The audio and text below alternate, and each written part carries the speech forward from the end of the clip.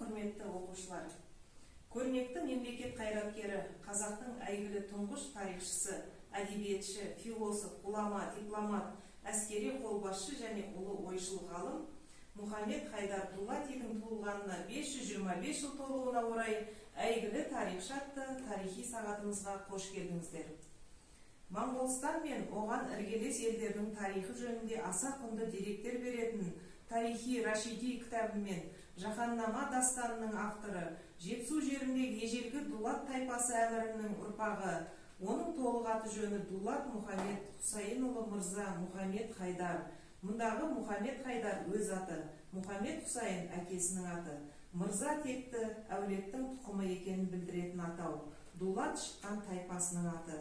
Мұхаммед Хайдар Дулати Ташкентте дүниеге келіп, Үндістандағы Кашмир уалаятында қайтыс болған.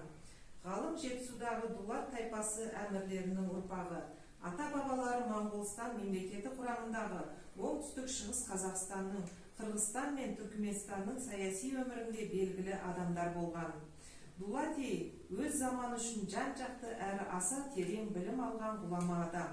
Оған Бабыр Сұлтан Сайд хан сияқты орта ғасырлық аса көрнекті ғұламалар тарих ғылымы, поэзия, музыка, сәулет өнері, зергерлік салалары бойынша дәріс берген.